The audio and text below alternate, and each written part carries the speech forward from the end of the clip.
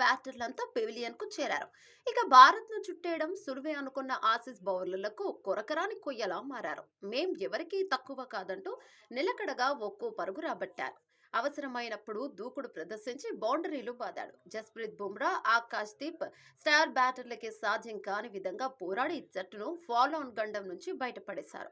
Over night 51-4 స్కోర్తో innings ను ప్రారంభించిన భారత్ కు కాసేపటికే షాక్ తగిలింది. ఆఫ్ సైడ్ బంతిని కదిలించి మరీ కెప్టెన్ రోహిత్ శర్మ పెవిలియన్ కు చేరాడు. ఆ తర్వాత కేఎల్ రాహుల్ 84, రవీంద్ర జడేజా 77 కలిసి ఇన్నింగ్స్ ను ముందుకు తీసుకెళ్లారు. ఆరో వికెట్ కు 67 పరుగులు జోడించారు.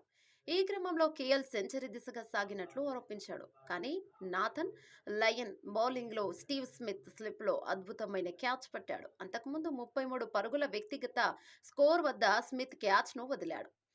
కేఎల్ అవుట్ అయిన తర్వాత బ్యాటింగ్ కు దిగిన నితీష్ కుమార్ రెడ్డి 16తో కలిసి జడేజా 7వ వికెట్ కు 53 పరుగులు జోడించాడు.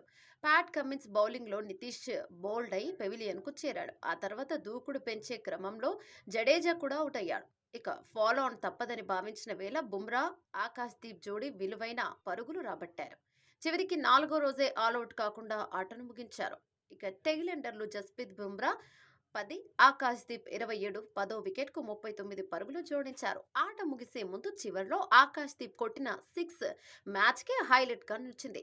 అయితే వెలుతురు లేమి కారణంగా అంపైర్లు మ్యాచ్ ను కాస్త ముందుగానే నిలిపేశారు. టీమిండియా ఇంకా 193 పరుగుల వెనుకంజలో ఉంది. ఫాలో ఆన్ నుంచి బయటపడడంతో టీమిండియా శిబిరంలో జోస్ వచ్చింది.